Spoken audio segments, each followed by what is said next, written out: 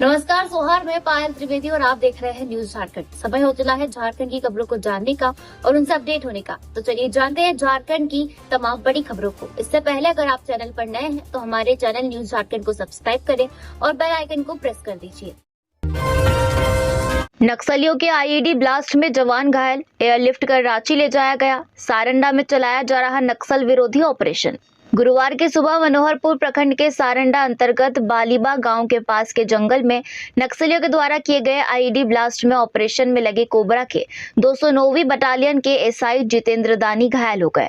उन्हें एयरलिफ्ट कर इलाज के लिए रांची ले जाया गया है। सूत्रों के अनुसार नक्सलियों के जमावड़े की पक्की सूचना पर विगत बुधवार को भारी संख्या में CRPF, cobra, Jharkhand Jaguar, Jharkhand police के जवानों को छोटा नागरा के रास्ते बालीबा जंगल में भेजा गया था। पुलिस और सुरक्षा बलों द्वारा वृहद पैमाने पर नक्सलियों के विरुद्ध सघन अभियान चलाया जा रहा था। इसी दौरान गुरुवार की अर्ली सुबह कोबरा व सीआरपीएफ के जवान बालीबा गांव के से लगभग 1.5 किलोमीटर दूर नक्सली कैंप की तरफ बढ़ रहे थे। तभी नक्सलियों द्वारा सुरक्षा बलों को लक्षित करने के उद्देश्य से पहले से लगाए गए एक आईईडी को ब्लास्ट किया गया, जिसकी चपेट में आने से कोबरा बटालियन के एसआई जितेंद्र दानी घायल हो गए। उनकी हालत स्थिर बताई जा रही है। घटना के बाद घायल एसआई को घटनास्थल से सुरक्षित जगह लाकर बेहतर इलाज के लिए हेलीकॉप्टर से रांची भेज दिया गया है। इसकी पुष्टि जिले के एसपी आशुतोष शेखर ने की है। 36 दिनों से आंदोलन कर रहे सहायक पुलिसकर्मियों को मोरहाबादी मैदान खाली करने का आदेश। 36 दिनों से आंदोलन कर रहे सहायक पुलिसकर्मियों को जिला प्रशासन ने मोरहाबादी मैदान 24 घंटे में खाली करने का आदेश दिया है। स्वतंत्रता दिवस की तैयारी को लेकर मैदान खाली करने के आदेश दिए गए हैं। साथ ही जिला प्रशासन ने मोरहाबादी मैदान में धारा 144 भी लागू कर दी है। गौरतलब है कि झारखंड के सहायक पुलिसकर्मी अपनी विभिन्न मांगों को लेकर आंदोलन कर रहे हैं। बीते 2 जुलाई से सहायक पुलिसकर्मी मोरहाबादी मैदान में डटे हैं। स्वतंत्रता दिवस को लेकर प्रशासन को मोरहाबादी मैदान की साफ सफाई और घेराबंदी करनी है, इसलिए सहायक पुलिसकर्मियों को मैदान खाली करने का आदेश दिया गया है। दूसरी तरफ सहायक पुलिसकर्मियों द्वारा बैठकर निर्णय लिया जाएगा कि आगे क्या करना है, आंदोलन समाप्त करना है या फिर आंदोलन स्थल को बदलना है। सहायक पुलिसकर्मियों के अनुसार उन्हें उम्मीद थी कि कैबिनेट में सरकार द्वारा जो आश्वासन दिया गया था उसे लिखित में लाया जाएगा, लेकिन ऐसा कुछ नहीं हुआ। मैया सम्मान योजना आवेदन के लिए वोटर आईडी और महिला के नाम पर राशन कार्ड की जरूरत नहीं। झारखंड मुख्यमंत्री मैया सम्मान योजना में कई बदलाव किए गए हैं। इस योजना के तहत पहले वोटर आईडी और महिला के नाम पर राशन कार्ड होना अनिवार्य था, लेकिन सरकार ने दोनों डॉक्यूमेंट्स की बाध्यता समाप्त कर दी है। यानी जिन महिलाओं का उनके नाम का राशन कार्ड और आधार कार्ड नहीं है, वे भी इस योजना का लाभ उठा सकती है। अब पिता या पति के नाम पर भी राशन कार्ड होगा और उसमें महिला का नाम होगा तो वे इस योजना का लाभ उठा सकेंगी। कैबिनेट के निर्णय के बाद महिला बाल विकास एवं समाज कल्याण विभाग ने इसको लेकर एसओपी जारी कर दी है। 7 जिलों में ऑरेंज, 10 में बारिश का येलो अलर्ट। राज्य के 3 शहरों में सामान्य से अधिक बारिश। अगले 48 घंटे ऐसा ही रहेगा मौसम। रांची सहित पूरे झारखंड में मानसून पूरी तरह से एक्टिव है। बीते 1 सप्ताह से राज्य के अलग अलग जिलों में लगातार बारिश हो रही है। मौसम विभाग ने आज प्रदेश के 7 जिलों में ऑरेंज अलर्ट जारी किया है। इन जिलों में भारी बारिश की चेतावनी जारी की गई है, जबकि 10 जिलों में येलो अलर्ट जारी किया गया है। अगले 48 घंटे तक ऐसे ही मौसम बने रहने की संभावना है। इधर कई क्षेत्रों में दोपहर बाद से बारिश का सिलसिला शुरू हो गया है और शाम तक भारी बारिश की चेतावनी भी दी गई है। झारखंड में एक बार फिर मानसून सक्रिय हो गया है। रांची स्थित मौसम विज्ञान केंद्र ने 8 और 9 अगस्त को गढ़वा, पलामू, लातेहार, लोहरदगा, गुमला और सिमडेगा में भारी बारिश को लेकर येलो अलर्ट जारी किया है। मौसम वैज्ञानिकों के अनुसार पश्चिम बंगाल के गांगेय क्षेत्र से लेकर समीप के बांग्लादेश के ऊपर एक साइक्लोनिक सर्कुलेशन बना है। इसके प्रभाव से राज्य में भारी बारिश के आसार है। इसके अलावा मानसून का ट्रफ लाइन भी रांची से होकर गुजर रहा है, जिसके कारण राजधानी और आसपास के क्षेत्रों में झमाझम बारिश के आसार है। जयराम की पार्टी को चुनाव आयोग से मिली मान्यता। जेबीकेएसएस बना जेएलकेएम। जयराम महतो की पार्टी झारखंडी भाषा खतियान संघर्ष समिति अब झारखंड लोकतांत्रिक क्रांतिकारी मोर्चा के नाम से जाना जाएगा। भारत निर्वाचन आयोग ने झारखंड लोकतांत्रिक क्रांतिकारी मोर्चा को राजनीतिक दल के रूप में मान्यता प्रदान की है। इस बाबत निर्वाचन आयोग के प्रिंसिपल सेक्रेटरी दिलीप कुमार वर्मा ने जेएलकेएम के केंद्रीय अध्यक्ष जयराम महतो को पत्र प्रेषित कर सूचना दी है। अब चुनाव आयोग जल्द ही इस राजनीतिक दल को चुनाव चिन्ह आवंटित करेगा। मालूम हो कि JBKSS अध्यक्ष जयराम महतो ने पार्टी के रूप में संगठन का नाम बदलकर झारखंड लोकतांत्रिक क्रांतिकारी मोर्चा किया था और भारतीय निर्वाचन आयोग में रजिस्ट्रेशन दाखिल कर मोर्चा को एक राजनीतिक दल के रूप में मान्यता देने का आग्रह किया था। चुनाव आयोग ने आवश्यक सभी अर्हताओं को पूरा करने के बाद इस पर निर्णय लिया। प्रत्याशियों से विधानसभा चुनाव के लिए मांगा गया आवेदन। इधर जयराम महतो की पार्टी की ओर से विधानसभा चुनाव के लिए आवेदन मांगा गया है। जयराम महतो ने इस संबंध में आम सूचना जारी की है। जारी आम सूचना में कहा गया है कि ऐसे लोग जो विधानसभा चुनाव लड़ने के इच्छुक है वे 8 से 13 अगस्त तक आवेदन फॉर्म भरकर जमा कर सकते हैं। दिल्ली में झारखंड कांग्रेस की बैठक, विधानसभा चुनाव की रणनीति पर हुआ मंथन। अखिल भारतीय कांग्रेस कमेटी के महासचिव वेणुगोपाल की अध्यक्षता में झारखंड में होने वाले विधानसभा चुनाव को लेकर दिल्ली में एक बैठक संपन्न हुई। बैठक में KC वेणुगोपाल ने झारखंड कांग्रेस के नेताओं के साथ आने वाले झारखंड विधानसभा चुनाव को लेकर चुनावी रणनीति पर विचार विमर्श किया। बैठक में प्रदेश प्रभारी गुलाम अहमद मीर ने राज्य के वर्तमान राजनीतिक स्थिति और संगठन द्वारा चलाए जा रहे कार्यक्रम की जानकारी KC वेणुगोपाल को दी। उन्होंने झारखंड में महागठबंधन की सरकार द्वारा चलाए जा रहे कार्यक्रम की भी विस्तृत जानकारी दी। झारखंड कांग्रेस के प्रदेश अध्यक्ष राजेश ठाकुर ने बताया कि एक मुलाकात कार्यक्रम के तहत हमने पार्टी के प्रखंड अध्यक्ष, कार्यकर्ता एवं कांग्रेस जनों से उनके घर जाकर मुलाकात की और संगठन को बूथ स्तर तक मजबूत करने के लिए उनसे सलाह मशवरा किया। उन्होंने कहा कि सरकार द्वारा चलाई जा रही योजनाओं से अंतिम पायदान पर बैठे व्यक्ति कैसे लाभान्वित हो, इस बात को केंद्र में रखकर काम किया जा रहा है।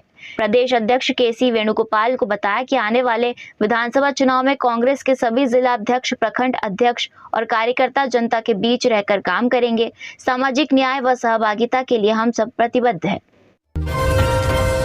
अक्टूबर में बिजली उपभोक्ताओं को लग सकता है झटका, दरों में वृद्धि की संभावना।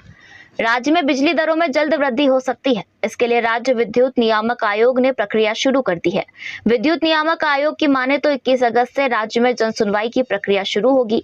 इसमें धनबाद, देवघर, डाल्टनगंज और रांची में जन सुनवाई का आयोजन होगा। आयोग द्वारा 21 अगस्त को पिल्लई हॉल चाईबासा में, 23 अगस्त को टाउन हॉल धनबाद, 28 अगस्त को नंदन पहाड़ देवघर व 31 अगस्त को टाउन हॉल डाल्टनगंज में जन सुनवाई की जाएगी। वहीं 2 सितंबर को IMA हॉल रांची में दिन के 2:30 बजे से जन सुनवाई होगी। जन सुनवाई की प्रक्रिया पूरी होने के बाद आयोग अंतिम रूप से टैरिफ जारी करेगा। इसके पहले JBVNL ने टैरिफ प्रस्ताव जारी कर उपभोक्ता से आपत्ति भी मांगी थी। हालांकि चुनाव को देखते हुए यह संभावना जताई जा रही है कि ज्यादा लोड उपभोक्ताओं पर पड़ेगा। संभावना है कि जन सुनवाई पूरी होते ही अक्टूबर में नई दरें लागू की जाएगी। झारखंड बिजली वितरण निगम लिमिटेड ने वित्तीय वर्ष 2024-25 के लिए प्रति यूनिट 2.85 रुपए बढ़ाने का प्रस्ताव दिया है। यानी वर्तमान पर 6.65 रुपए प्रति यूनिट को बढ़ाकर 9.50 रुपए प्रति यूनिट करने का प्रस्ताव दिया है। फिक्स्ड चार्ज में भी भारी वृद्धि का प्रस्ताव है। टैरिफ प्रस्ताव पर झारखंड राज्य विद्युत नियामक आयोग 21 अगस्त को जन सुनवाई करेगा। लोहरदगा में करंट लगने से एक और किसान की मौत, काम करते समय हुआ हादसा। जिले में एक बार फिर करंट लगने से एक किसान की मौत हो गई है। यह घटना लोहरदगा जिले के सेन्हा थाना क्षेत्र में घटी। घटना की सूचना मिलने के बाद पुलिस मामले की जांच में जुट गई है। पुलिस ने शव को कब्जे में लेकर पोस्टमार्टम के लिए लोहरदगा सदर अस्पताल भेज दिया है। पुलिस ने इस मामले में परिजनों का बयान भी लिया है। मृतक की पहचान लोहरदगा जिले के सेन्हा थाना क्षेत्र के गोबरसिला गाँव निवासी तिवारी उरांव के 50 वर्षीय पुत्र सुखदेव उरांव के रूप में हुई है। परिजनों ने बताया कि सुखदेव उरांव खेत में काम कर रहे थे। इस दौरान अचानक वह बिजली के तार के संपर्क में आ गए, जिससे उनकी मौके पर ही मौत हो गई। उन्होंने बताया कि खेतों में सिंचाई के लिए बिजली का मोटर लगाया गया था। इसके लिए बिजली का तार ले जाया गया था। इसी तार के संपर्क में आने से यह हादसा हुआ। इस घटना को लेकर मृतक के परिजनों का रो रो कर बुरा हाल है। गांव में शोक की लहर दौड़ गई है। सेना थाना प्रभारी अजीत कुमार का कहना है कि पुलिस मामले की जांच कर रही है। परिजनों का बयान भी ले लिया गया है। हाईकोर्ट ने कहा, बांग्लादेश में बिगड़े हालात के बाद राज्य सरकार को सतर्क रहने की जरूरत, IB से मांगी रिपोर्ट। बांग्लादेशी मूल के व्यक्तियों द्वारा झारखंड में घुसपैठ कर संथाल परगना इलाके में लैंड जिहाद किए जाने की जांच की मांग को लेकर दायर जनहित याचिका पर गुरुवार को झारखंड हाईकोर्ट में सुनवाई हुई। सुनवाई के दौरान अदालत ने बांग्लादेश में हुए तख्ता पलट की घटना के बाद राज्य सरकार को सतर्कता बरतने का आदेश दिया है। इसके साथ ही अदालत ने इंटेलिजेंस ब्यूरो से सीलबंद रिपोर्ट अदालत में पेश करने का निर्देश दिया है। हाईकोर्ट के चीफ जस्टिस और जस्टिस सुजीत नारायण प्रसाद की खंडपीठ में इस मामले की सुनवाई हुई। अब इस मामले में अदालत 22 अगस्त को सुनवाई करेगा। रांची में एक व्यक्ति की ट्रेन से कटकर मौत, शव की नहीं हो पाई पहचान। रांची के अरगोड़ा थाना क्षेत्र के पास एक व्यक्ति की ट्रेन की चपेट में आने से मौत हो गई। घटना गुरुवार सुबह की है, जब व्यक्ति रेलवे ट्रैक के पास खड़ा था, तब रांची लोहरदगा ट्रेन आई और उसे कुचलते हुए निकल गई। घटना के बाद स्थानीय लोगों की भीड़ जमा हो गई, जिसके बाद सूचना मिलते ही अरगोड़ा थाने की पुलिस मौके पर पहुंची और शव को कब्जे में लेकर पोस्टमार्टम के लिए भेज दिया गया। अभी तक मृतक की पहचान नहीं हो पाई है। पुलिस आगे की जाँच में जुट गई है। शिक्षकों का अनशन खत्म, 1 सप्ताह में विभाग से वार्ता। एमसीपी छठे वेतनमान की विसंगति और अंतर जिला स्थानांतरण की मांग को लेकर अखिल झारखंड प्राथमिक शिक्षक संघ का चल रहा आमरण अनशन शिक्षा विभाग के साथ वार्ता के बाद बुधवार को समाप्त हो गया। शिक्षा विभाग ने 1 सप्ताह में विभागीय स्तर पर बैठक का आश्वासन दिया है, जिसके बाद शिक्षकों ने अनशन समाप्त किया। खिजरी विधायक राजेश कच्छप की पहल पर वार्ता हुई। शिक्षक संघ ने कहा कि बात नहीं मानी तो 15 दिन के बाद फिर से अनशन पर बैठेंगे। शिक्षा मंत्री वैद्यनाथ राम के निर्देश पर शिक्षा सचिव द्वारा संघीय प्रतिनिधि मंडल के साथ अंतर विभागीय बैठक कर आगे की कार्रवाई करने का पत्र अनशन स्थल पर शिक्षा विभाग के संयुक्त सचिव नंद किशोर लाल लेकर आए। खिजरी विधायक अनशन स्थल पर मौजूद रहे। लिखित पत्र के आलोक में संघ ने तत्काल सकारात्मक वार्ता होने तक के लिए आंदोलन स्थगित किया। रांची में सीनियर आईएएस के रिश्तेदार से मांगी गई 1 करोड़ की रंगदारी, नहीं देने पर अंजाम भुगतने की धमकी। रांची के अशोकनगर निवासी बिल्डर निशीत कुमार केसरी से अपराधियों ने 1 करोड़ रुपए की रंगदारी मांगी है। अपराधियों ने उन्हें पैसे देने के लिए 5 दिनों का समय दिया है। साथ ही धमकी दी है कि निर्धारित समय में रकम नहीं दी तो अंजाम बुरा होगा। Builder Nishit Kumar Kesari senior IAS Rajeev Arun Ekka के जीजा है। निशीत का कंस्ट्रक्शन का बड़ा कारोबार है। बता दें कि ईडी ने मनी लॉन्ड्रिंग के आरोप में मई 2022 में निशीत केसरी के ठिकानों पर छापेमारी की थी। इस संबंध में बिल्डर निशीत ने अरगोड़ा थाने में प्राथमिकी दर्ज कराई है। थाने में दिए आवेदन में कहा है कि 3 अगस्त को उनके व्हाट्सएप नंबर पर एक व्यक्ति ने पत्र भेजा। इसमें लिखा है कि बड़ा काम कर रहे हैं तो पैसा देना होगा। 1 करोड़ रुपए 5 दिन में दो, वरना अंजाम भुगतने को तैयार रहना। बिल्डर ने मामले की जानकारी डीजीपी अनुराग गुप्ता को भी दी है। झारखंड से तमिलनाडु कमाने गए 5 मजदूरों को बनाया गया बंधक। वीडियो जारी कर लगाई गुहार, हेमंत सर हमें बचा लीजिए। झारखंड के मजदूरों का पलायन रुक नहीं रहा है, जिसका फायदा दलाल किस्म के लोग उठा रहे हैं। धनबाद और गिरिडीह जिले के 5 मजदूर दलाल के चक्कर में पड़कर बंधक बन गए हैं। अब बंधक बने मजदूरों ने मुक्त कराने की गुहार राज्य सरकार व अपने परिजनों से लगाई है। धनबाद जिला के बरवा अड्डा थाना के तिलैया पंचायत का रहने वाला रमेश महतो व गिरिडीह जिले के पारो सिंह, बबलू टूडू, नरेश टूडू और सुखलाल सोरेन को तमिलनाडु में बंधक बना लिया गया है। बंधक बने मजदूरों ने चोरी छिपे किसी तरह वीडियो बनाकर अपने परिजनों को भेजा है। परिजनों ने वीडियो मिलने के बाद मुख्यमंत्री को ट्विटर पर ट्रैग कर मुक्त कराने की गुहार लगाई है। साथ ही बरवा अड्डा थाना में लिखित शिकायत भी दर्ज कराई है। वहीं बंधक बने मजदूर रमेश महतो के भाई सुरेश महतो ने बताया कि 25,000 वेतन का लालच देकर उसके भाई सहित 5 लोगों को दलाल अपने साथ दूसरे राज्य ले गया था। अब सभी को बंधक बना लिया गया है। सुरेश महतो ने बताया कि दलाल ने तमिलनाडु में कपड़ा फैक्ट्री में नौकरी लगाने की बात कही थी और कहा गया था कि 25,000 रुपए प्रतिमाह तनख्वाह मिलेगी, लेकिन वहां जाकर बोरिंग के काम में लगा दिया। साइबर सुरक्षा पर विद्यार्थी किए जाएंगे जागरूक। भारत सरकार के युवा कार्य मंत्रालय की राष्ट्रीय सेवा योजना इकाई की ओर से युवाओं को साइबर सुरक्षा पर जागरूक करने के लिए देश भर के शिक्षण संस्थानों में साइबर सुरक्षा अभियान चलाने की कार्य योजना तैयार की गई है। इसके तहत विश्वविद्यालय विभागों, कॉलेजों और स्कूलों में छात्र छात्राओं को साइबर अपराधों के नए तौर तरीकों पर सचेत करते हुए उन्हें सुरक्षा संबंधी उपायों पर जागरूक किया जाएगा। इसमें एनएसएस कार्यक्रम पदाधिकारियों व स्वयंसेवक की अहम भूमिका होगी।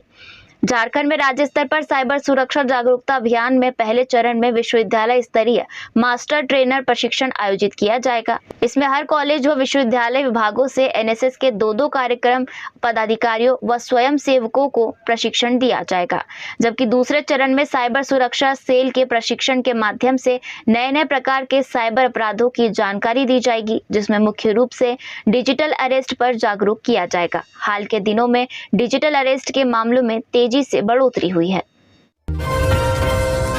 जमशेदपुर में शराब पीने के दौरान हुई अनबन तो साथी को पत्थर से कुचलकर मार डाला।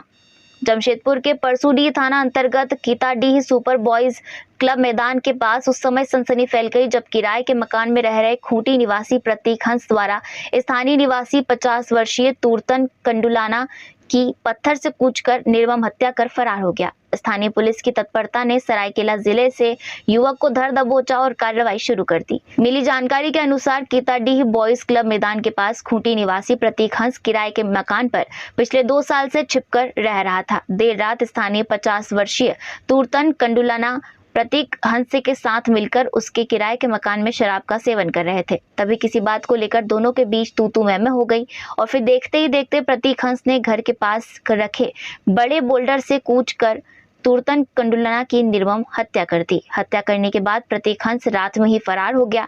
अहले सुबह स्थानीय लोगों को जानकारी मिलने पर स्थानीय लोगों ने इसकी सूचना परसूडीह पुलिस को दी, जहां परसूडीह पुलिस घटनास्थल पर पहुंची और शव को अपने कब्जे में लेकर जांच पड़ताल शुरू कर दी और देर न करते हुए तकनीकी मदद से हत्यारे प्रतीक सिंह को सरायकेला जिले से गिरफ्तार कर घटनास्थल लेकर पहुंची।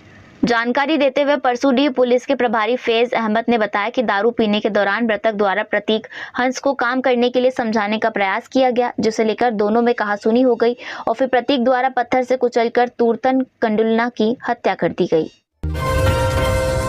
कोडरमा में दिवाकर के बदले नीरज दे रहा था परीक्षा, पुलिस ने किया गिरफ्तार। जिले के जगन्नाथ जैन महाविद्यालय में बीए सेमेस्टर 3 की परीक्षा के दौरान फर्जी तरीके से परीक्षा दे रहे एक युवक पकड़ा गया। पकड़े गए युवक की पहचान नीरज कुमार के रूप में की गई है, जो कोडरमा के नवलशाही का रहने वाला है। पुलिस मामले की जांच कर रही है। बता दें कि कोडरमा के जेजे कॉलेज में पहली पाली में डिजिटल एजुकेशन विषय की परीक्षा चल रही थी। इसी दौरान परीक्षार्थी दिवाकर कुमार साव की जगह पर एमबीबीएस नीरज कुमार परीक्षा देते पकड़ा गया। जांच के बाद परीक्षा केंद्र के केंद्राधीक्षक सह जेजे कॉलेज के प्राचार्य ने पुलिस को सूचना दी, जिसके बाद पुलिस मौके पर पहुंची और फर्जी परीक्षार्थी को हिरासत में ले लिया। फर्जी रूप से परीक्षा दे रहे युवक से कोडरमा पुलिस के द्वारा पूछताछ की गई। वहीं जेजे कॉलेज के केंद्राधीक्षक सह प्राचार्य के द्वारा उक्त मामले में एफआईआर दर्ज की गई। गौरतलब है कि फर्जी परीक्षार्थी के परीक्षा देने की भनक एक स्थानीय पत्रकार को मिली थी, जिसके बाद परीक्षा विभाग को सूचना मिलते ही फर्जी रूप से परीक्षा दे रहे युवक को कॉलेज के C5 रूम से पकड़कर पुलिस के हवाले कर दिया गया। लोहरदगा में बारिश के कारण एक और पुल का पिलर धंसा। 8 साल पहले हुआ था निर्माण। लोहरदगा जिले में एक बार फिर एक पुल का पिलर गिर गया। यह पुल लोहरदगा जिले के कोलसिमरी नदी नागदा पथ में कोयल नदी पर बना था। बता दें कि लोहरदगा में अगस्त महीने में लगातार हो रही बारिश के कारण नदियों का जलस्तर बढ़ गया है। खासतौर पर कोयल और शंख नदी का जलस्तर काफी बड़ा है। इसके कारण लगातार कई पुल और पुलिया क्षतिग्रस्त हुए हैं। कोलसिमरी नदी नागदा पथ में कोयल नदी पर ग्रामीण विकास विशेष प्रमंडल द्वारा टेंडर के माध्यम से वर्ष 2016 में पुल का निर्माण कराया गया था।